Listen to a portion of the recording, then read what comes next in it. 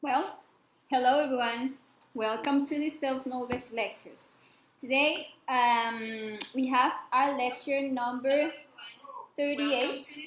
Okay, everything is okay with the audio. We have our lecture number 38 of the phase A of the self-knowledge course that, as you know, have the purpose of giving you all the necessary tools and information so you can travel your inner path towards self-knowledge and towards self-realization. And today we are going to be studying why this path, this inner path towards self-realization is difficult. And we are going to be talking about the christic work. So, as always, if you have any question in relation to this topic or in relation to this self-knowledge course, you can leave your questions down there in the comment box, and I will gladly solve any question that you have at the end of the explanation of this topic. Okay, so let's start by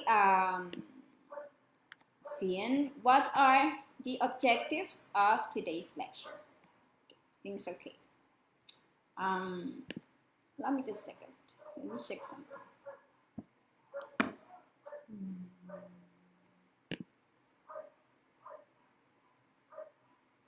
No, let me just fix something here quickly because I am receiving some errors in the broadcast. So let me fix something here and we'll start.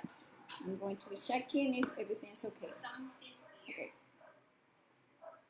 Okay, I think it's better there. Well, the objectives. In this lecture, we are going to understand why the path towards self-realization is difficult, as I was saying. And, well, we are going to know what are the obstacles, the most common obstacles that we are going to encounter when we undertake this path. And also, we are going to be studying how to transcend them, how to transcend all those obstacles, as well as we are going to talk about the possible forms of self-deception in which we could fall. Okay, the path towards self-realization is difficult, without a doubt. That path that leads to enlightenment is not at all an easy path to travel. It is really very difficult. Otherwise, the vast majority of us would already be awakened, right? Enlightened. Since, without a doubt, in many of our multiple existences, we have had this knowledge, the knowledge of the path that leads to self-realization. However, we are still here, asleep and lost, okay? And that's because there are many reasons why this path is very difficult. And the main one, I would say, is the fact that to travel it, we must constantly face and defeat ourselves. And that is the strongest word. This path is very difficult. This path is known actually as the path of the razor's edge, because it has dangers on one side and the other side, and each step carries pain. Many people start this path, but very rare are those who reach the goal.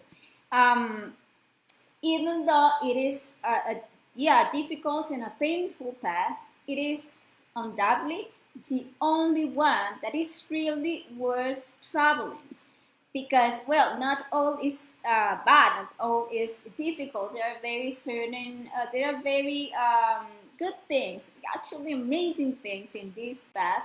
And this is the path that leads us to total liberation, to the awakening of 100% of our consciousness, of returning to the boson of our cosmic common father, but now having achieved wisdom, having achieved mastery, and having become creator gods to be part of the army of the voice, or the great word, the one that resonates throughout the universe.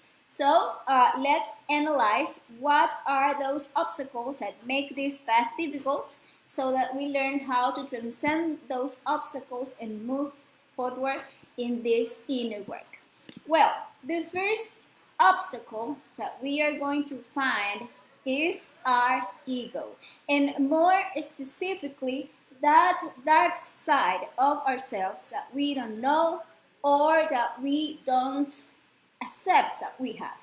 As I was saying, the most difficult thing is to face ourselves, decide to discover and recognize that we are not the jewels of people that we think we are, and that we must open ourselves to discover all the perversity that resides within us. Actually, we love our ego very much. We justify all the times our mistakes. We tend to overlook many very perverse details that are manifested in us at every time, and we reach such a point of self-deception that we don't see them. We barely know a very small part of our psychology, since we have a very stunted sense of self-observation because we just don't use it.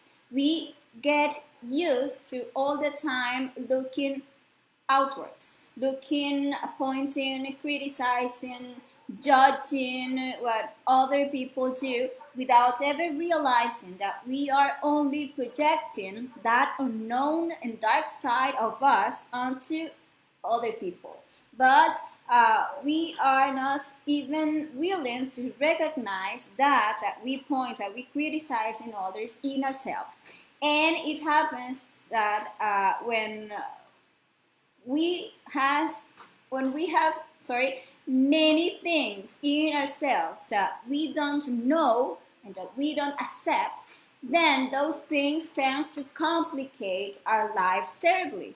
And thanks to this, we live attracting all kinds of difficult circumstances and difficult people into our lives that are all the time generating conflicts. Since if we are not well related to ourselves, we will not be ever well related to others either. And the result will be conflicts of all kinds. So when we want to embark on this path towards self-knowledge, which is undoubtedly the only path that can lead us to enlightenment, we understand the need to observe ourselves. That is like very important. Self-observation is actually like bringing light, or that light of the consciousness to that dark side of ourselves. But one begins to self-observe and one begins to discover many things that we didn't even suspect that we had. We begin to discover that we are such liars, lazy, treacherous, unfair, unbalanced, tyrannical, cruel, ill-intentioned, weak, perverts, degenerate. And to the extent that we are bringing more and more light towards our inner darkness, then the deeper and the more difficult things start being discovered about ourselves that actually can even frighten us and make us, with all of our self-sympathy, with that overflowing self-love that we have, that we want to run away from this. And we just leave behind this work of psychological death, and we tend to decide, on some other path that promises heaven or enlightenment by just believing in someone or in something, or just by consuming certain substance, or by giving some constant amount of money, because that is easier than facing ourselves. Actually, and I like always say it, there is a phrase that I like a lot from a famous psychoanalyst that used to say that no one becomes enlightened by fantasizing figures of light, but by making his own darkness conscious. And there in that unconsciousness of ourselves and in that subconsciousness, 97% of our essence is is trapped. And only by observing it, observing our own darkness and eliminating it, can we truly get to rescue and get to awaken our consciousness. If we don't decide to start this work of self-discovery through the constant practice of the self-observation, we will spend another existence believing that we are doing very well and believing ourselves to be victims of the circumstances and of people, all the time seeing the perversion outside, the corruption outside, but never recognizing it within us. And actually, that is the second aspect that makes this path so difficult. That fact that we don't accept that what we criticize so much in others, that we all the time are pointing out in others, is something that actually rests on the dark side of ourselves and that we don't know or we don't want to recognize, because the ego is offended when it sees its reflection. And I will feel like the urge, or I mean, I will never feel the urge of changing if I am convinced that the bad guy is the other, that the pervert is the other, that the corrupt are those from the government, the degenerates are those, the criminals on TV or on YouTube, but not me, because I'm blameless. Sorry, I'm honorable. And since we don't want even remotely see that what bothers us so much in others is an aspect that has not been worked in ourselves, because we don't have the slightest understanding in reflection in relation to that thing. We haven't ever reflected about that within ourselves. In our interior, our inner perversion is hidden, and it's all the time pointing offended towards the outside. So we get like stuck because like stagnated, because we understand that we don't need to change. The one that has to change is my neighbor, my partner, my father, my brother, but not me. I'm such an angel. Or if I'm not an angel, I mean I'm just a good person. So when we see in another, that is like the mirror law. It is very important. When we see in another something that bothers us, that generates like rejection or irritation in us, let's remember that law of the mirror, the one that says that everything that bothers me, irritates me, angers me, or that I want to change in another is because it is inside of me. That mirror law is something that if we use it in our benefit, I mean, if we like work with that, we are going to advance fast in this inner path. So through that self-observation, we can get, if we are all the time like using people as a mirror, we are going to be discovering all those defects in our interior that are most of the time repressed and that are like there from the other pole, pointing out. But without a doubt, we are going to find all those details in which that defect is constantly manifested through our centers, and we are going to be able to eliminate it so we can advance in this inner path. And well, the third aspect why this path is difficult is because it is a path full of dangers, inside and out. When we start this path, when we want to rise up from all those sinister forces that want to keep us there asleep and fascinated with the world, to just continue feeding energetically on us, we then notice that all of that is a reality, and we'll start feeling like that needs are freeing ourselves.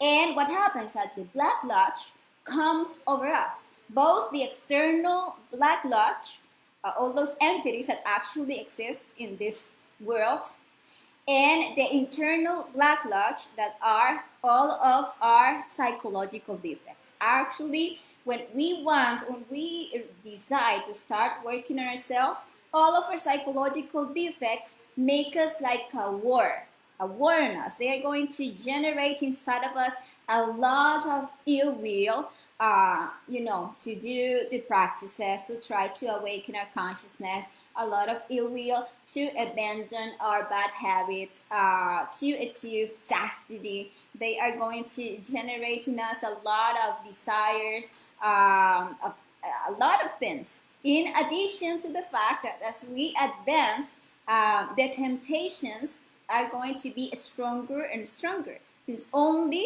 by denying to all of this, only by denying our desires, we can rescue the light and the fire that is trapped in each one of those desires. And we need to know that the greater the temptation that we refuse, the greater the reward that we are going to receive. If we deny that desire, if we eliminate that psychological defect, we are going to be rescuing the virtues of our soul. Because from the death of the ego, the virtues, the powers, and all the positive faculties of our consciousness are rescued. But we will also have, because those are like the internal attacks that we are going to receive. But we are also have to face external attacks. Immediately a person, for example, stops fornicating, starts balancing his centers, manages to light his sacred fire of the Kundalini, and internally receives his little silver sword, in the astral world. The Black Lodge, external Black Lodge, comes upon him to try to snatch it away from him, to try to take him to lose his sexual energy, to lose strength, and that to come back to become like another body for this society. And all these Black Lodge, they are not coming like demons. They are not coming like people with black, dresses or whatever. No, they will come as attractive people, for example, who seek to seduce us so that we fall into temptation, or very lovely people in which that are trying there for us to fall in love, or for us to start being unfaithful to our partner so that we return to fornication, or that way. Or they will come as people with very fascinating theories who seek, to confuse us and fascinate us and go out to the path of the pseudo-esotericism. Or they will come as guides. They will pretend to be masters to whom we have to follow in order to advance, and that to take us and deviate us from the path.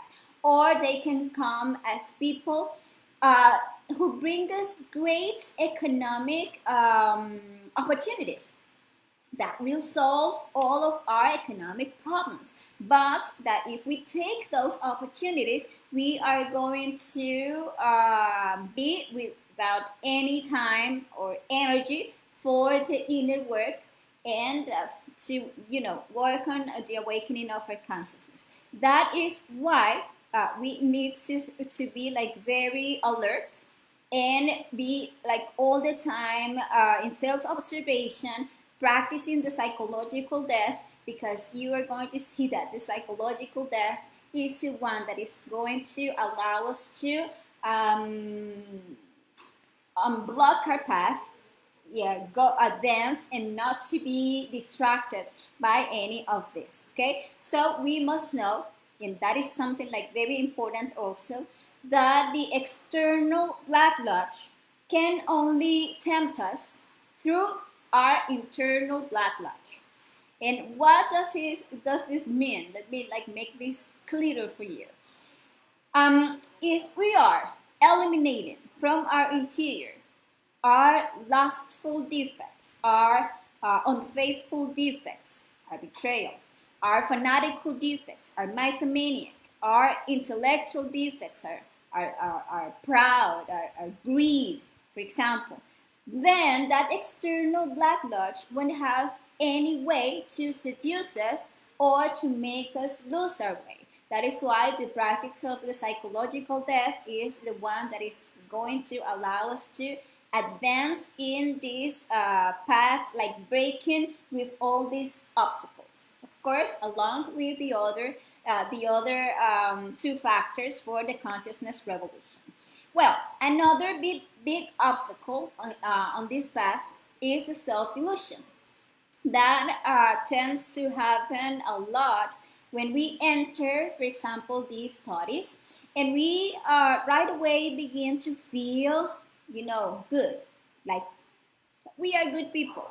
We start feeling safe. We start feeling holy. We start feeling that we already have the truth. We start, falling into the trap of the ego. So we learn these topics, and we believe that because we like handle them very well, that we understand them, we are already better than others, and we even start seeing others as inferior to us. Those that don't recognize the knowledge, they are like, the worst. And it even happens that we start working on ourselves, and we realize that we have many psychological defects, and that we must stop wasting our valuable sexual energy, and that we need like to start working on ourselves. And we go ahead and we abandon a few vices, we eliminate a few defects, like the grossest ones, and we begin to even teach this knowledge, and we achieve a certain advance. And what happens? We start like entering into a state of passivity. We begin to feel that we are doing very well. We start even believing to feel that we are already awakened, that we are doing what we had to do, and that we are, doing very good. But what happens? That on the inner path, there is an important key. When we believe that we are going very well, in reality, it is because we are going very badly. And when we believe that we are going very badly, it happens that we are going very well. And why? Because when we think that things are going like very well, it is actually because we have entered the path of the fanaticism or the path of the mythomania. We have like lowered our guard. We stopped self-observing. We stop judging ourselves ruthlessly, and that way we stop that process of self-discovery of our own evilness and of our own darkness. A person who begins to uncover his own inner darkness, to discover his own rottenness and his own inner misery, and start rescuing the light that is trapped in his own darkness, and doesn't hide from it. Each time is going deeper, deeper into more subtle and more perverse aspect of himself, and it's all the time going to discover, like every time, more and more terrible things. And that is why this work is constant. It is not something to just work a little and stop and sit feeling like we are already there, that we are holy enough. No, at all. Actually, this work has to be there all the time, constant, and this work doesn't end until it ends, until you reach the total liberation. At the moment in which we begin to feel good and elevated, in that moment in which we start feeling like if we are already awakened, and that we start feeling like if we are superior to others, it is because we have deviated and we have taken the path of self-delusion. A person who is in constant self-discovery will have more and more clear all the time the need that he has to change and how much undone work is still inside, you know. Still in the work of the second mountain is that christic force that is going to be born in us, as we studied in the study of the Christmas, the one that will continue to eliminate all the dark aspect of our psychological moon, that is our hidden moon, and is going to work against our causal selves, or the seven deadly sins, that are like the seeds of all of our ego. So there is a lot of work undone still. So feeling that we are great and that we are doing well, when we have barely like begun this work, is a terrible, terrible obstacle to our progress. And as you can see, also we are going to like unblock this obstacle with the work of the self-observation and the psychological depth. Another obstacle that we find on this path are the moral codes. In society, there are many moral codes. There are many rules of behaviors, civil status, rules of civility, etc. And it turns out that all these moral codes, actually on the inner path, they are superfluous, and many of these can become actually a terrible obstacle to our inner work. Actually, the conventional morality is useless. Morality is just a slave of customs, of the time, of the place. What was moral in past ages is now just immoral. What was moral, for example, in the Middle Ages, for these modern times can be totally immoral. What is moral in one country is immoral in another country. You can see that. So after a person begins to do the work to awaken his consciousness, he must start by being governed by his own consciousness, because consciousness is like timeless. It is always objective. In society, we find many like precepts that tell us that we have, for example, to study to be someone in life. That is like a moral code. And following that established code, we spend a large number of years in our lives in basic preparation, then secondary, then university, then the postgraduate, then the master's degree, then the specialities, etc. What, to have a job, to try to get money, to try to get comforts, to give ourselves luxuries, to have prestige, to be someone in life. However, these are like personality objectives that will not lead us at all to develop anything real, anything permanent, since all the material achievements, all the successes of personality are going to be swallowed by time. When we die, they stay. The only thing that actually transcends time is the consciousness that we awaken.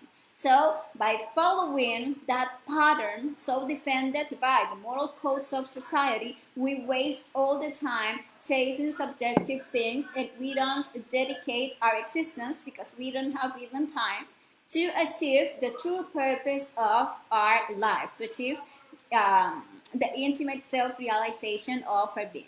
But, well, actually the same, we could analyze many other moral codes. That if the family comes first, for example. And what we do with this moral code is that we close ourselves off, and we like limit our love to our family nucleus. And we forget that everyone on this planet is a brother, and we just don't sacrifice ourselves for humanity. Because why, right? And another, that we have to be believers of such a religion, or that we have to obey the rules of the government, and if we don't decide to follow the what dictates our consciousness over and above what the leader says that it is correct, over and above what the model code says that is correct, we will end up making many mistakes that can even undermine our own energy, as for example with the things of the vaccination, for example. And well, we need to analyze all of this, like with reflection and psychological depth, work on all of those moral codes that are all the time trying to rule us over our consciousness. And well, another aspect that makes this path difficult is karma. We need to know that we owe huge amounts of karma. Every time that we let our psychological defects act instead of our consciousness, they are generating damage that remains in us as a karmic debt. And throughout our existences, we have harmed many people. We have committed many atrocities. And if we want to free ourselves, we must settle all of our accounts. But actually, the divine law is fair, yeah, but also is merciful. And they put us as a requirement to be able to self-realize ourselves, that we have to pay only the pending karma of the last 7 existences. So on this path, we are going to be always paying karma. And every time that we eliminate a psychological defect, we must pay the karmic debt that defect has. And there, the importance of living, constantly working in favor of humanity, to be constantly generating the dharma that will allow us to pay for our karmic debts with love, so that we don't have to pay them with pain. But what happens is that sometimes the dharma that we make will not be enough to pay. And sometimes we will have to go through moments of crisis, through moments of illness, of pain, and through difficult situations, because we don't have enough dharma to pay, or because sometimes we are paying for hard karma that cannot be paid with love but needs to be paid with pain. But we have to be clear, and we need to be aware that we are paying for our karma. So it is important to constantly carry out that practice of the transfer of funds and the negotiations with the divine law that we learned in the lecture number 13 of laws of karma and dharma, in order to be paying for our karmic debts on a daily basis, so that the pain of karma don't make us stagnate in this path. And also be all the time practicing the sacrifice for humanity, helping others to awaken, because that will give us the strength and will give us the merits to advance in this inner work. Okay? And well, another difficult obstacle that this path has is the pseudo-esotericism. In pseudo-esotericism, we find many paths that promise to lead us to some higher goal by contacting, for example, spirits, or by contacting with aliens, or by taking mystical drugs, or by consulting shamans, sorcerers, that is a hard word, sorcerers, masters, or through the development of certain mental faculties, or by believing in someone or something. So we are going to see that there are multiple paths, but that they don't lead anywhere. Some of them even lead us to the abyss and the despair. And there are paths that have, for example, the objective of taking us towards nirvana and converting us into majesties of such sons of the universe. But those paths in no way are going to bring us back to our Father, back to our inner being. And we must realize and we this situation, and we must really have like our eyes wide open, since actually they can be very fascinating paths of the most holy appearance, uh, ineffable, but unfortunately they can only lead us to the involution, and well, it doesn't like worth it, because we are going to continue there, just turning and turning around this wheel of samsara without really freeing ourselves. Okay, and well, finally, among the obstacles that we are going to find on this path are the trials to which every initiate is constantly subjected. And well, also the ones that are trying to become initiated. Because when one is trying to enter the path of initiation, and when we enter the path of initiation, we are already like starting to work. And there, a series of terrible trials come to us, because they have to test the initiate in every way to see if that person really deserves to continue climbing that mountain or not. So we are going to be tested like daily, because it is like a rigorous discipline. And well, actually, to do well in these trials, the psychological work, to work on the psychological depth, is essential. They are going to put us trials of earth, of water, of air, and of fire. So we are going to experience these trials both in the astral plane, but also in the physical plane. And with these trials, they are going to be measuring us by the wisdom, the rectitude, and the love with which we face every difficult situation. For example, difficult situations with the economy, and that are going to be our the trials of earth, or for example, our capacity of adapting to the different circumstances in life, and that are going to be our trials of water. Or they are going to be measuring how we face the loss of something or of someone, our attachments, and that are going to be our trials of air.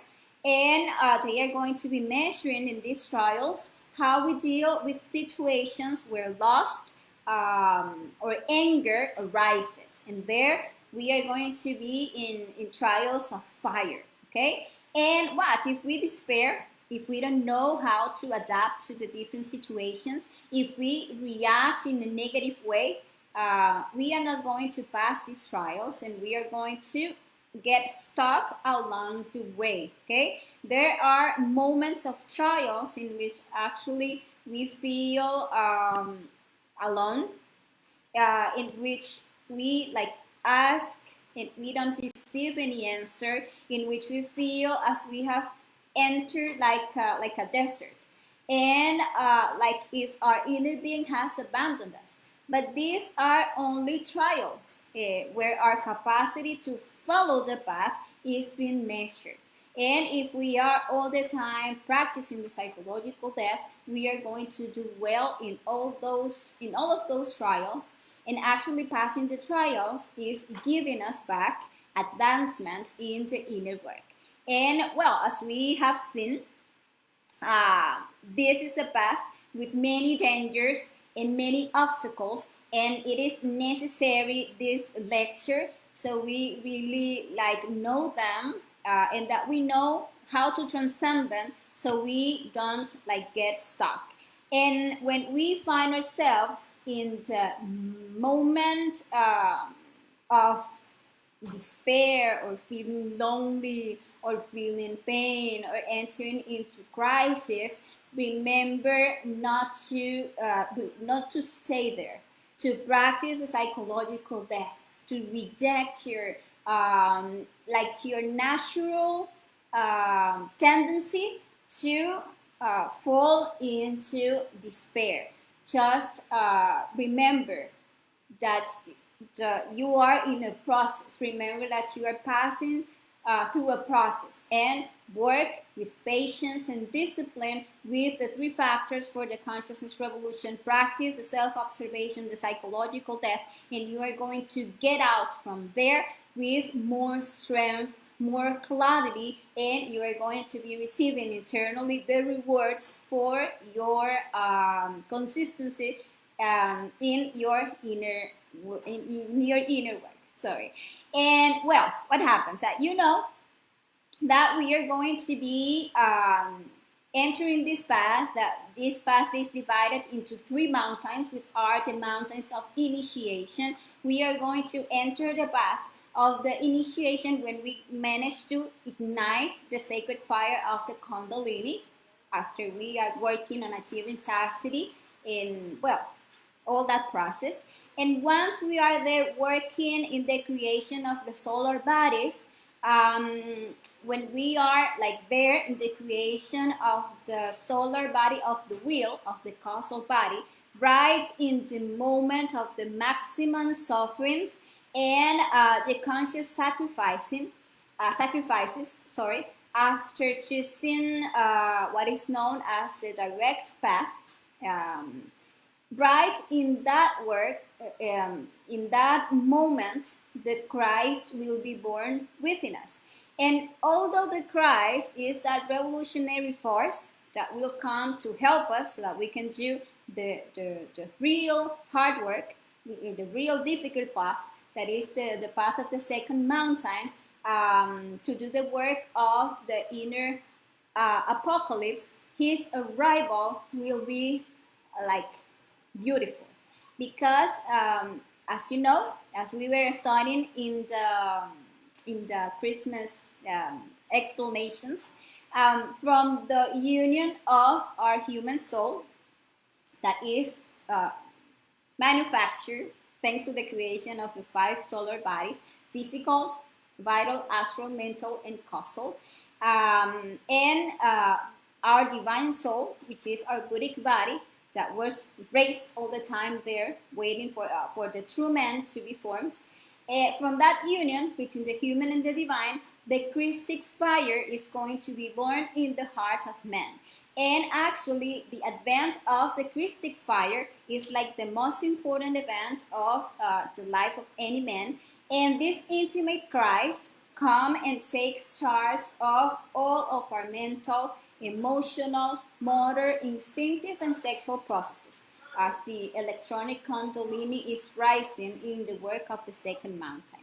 And well, this force comes to perform certain works in ourselves. For example, he's coming to now create the bodies of gold. So he's going to be turning these solar bodies into bodies of pure gold, so that these bodies can are pure enough to handle that powerful force. And what happens that when the mental body of gold ends, and we are creating the body of the wheel, the gold body of the wheel, this Christic force will turn 33 years old. And that is at that point when the Christ will completely incarnate in the person, because he is already prepared like for the strongest work. This Christ is also called the Hercules, because he has to face with those causal selves in hell, since on the first mountain we obtain like around 71 to 76% of consciousness. And well, actually we must reach 100%. And when the Christ is 33 years old, we have around 84% of consciousness. So that remaining consciousness is trapped in the heaviest psychological defects that we have, that are the 7 causal selves, so the 7 heads of legion. So the Christ must come and must face all those demons and that is going to be a very hard psychological work on the second mountain.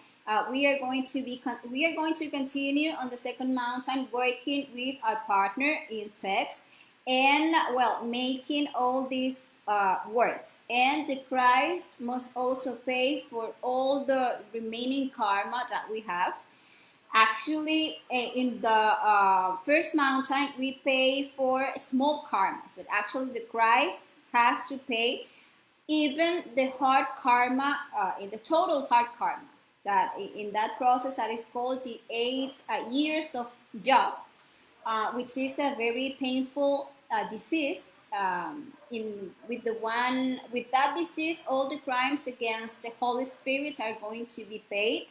And this disease will cause that person a lot of suffering, but it will also help the person to see all those defects that must be eliminated. So the Christ will come to kill all the causal selves and to also take charge of the global teaching. So you can see that the real difficult path is the path of the second mountain, and we need to be aware of this. Because if we are from now thinking that this is going to be like heaven, that this is going to be like going, I don't know, into a cloud and feeling holy and put some, what is the name of that? I forgot. Burn some sage and, stop being like there. No, it's not at all. We are going to achieve total divinity at the end of this work, of this inner work. But actually, the work itself is hard, it's difficult. We need to know it, to be prepared in advance, to have the power and the strength to do this work, okay? And well, there is an aspect that will make the work of the Christ more difficult, and it is that the whole world will see him through his psychological glasses. So each person is going to reflect his own defects in the Christ. No one will understand a Christ. That is why people will always judge him, and if possible, they will seek to kill him or attack him. Okay? Because the Christ will never conform to moral codes or to good customs. The Christ is like the truth, and the truth is always offensive to people. So really, if we have at this moment a Christ in front of us, we wouldn't recognize him at all. However, when the Christ completes the work of the second mountain, we will no longer have to feel pain or persecution, because all of the psychological defects are going to be eliminated. When we finish the work of the third mountain, we become gods, and we are no longer tied to the laws of pain and to this wheel of samsara. So actually, this is our goal, and we need to set that goal and work for that.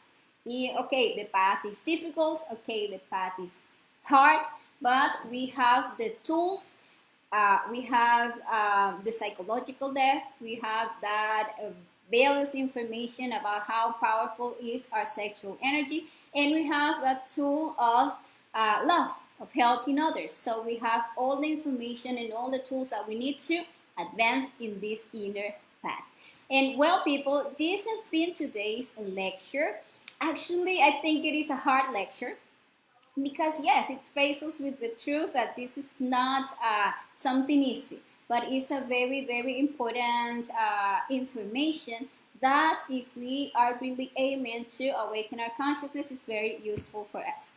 And well, I want to invite you to our next lecture that we are going to be studying on next week, in which we are going to be seeing another very interesting topic. We are going to be studying about a non-identification with everyday things, and we are going to be studying why we are all the time judging others. So don't miss that very interesting lecture. And well, remember that if at any point you have any question, just leave your questions there, in the video, and I will be gladly solving any question that you have. Okay, so thank you very much to all of you, and well, see you the next time. Ciao, ciao.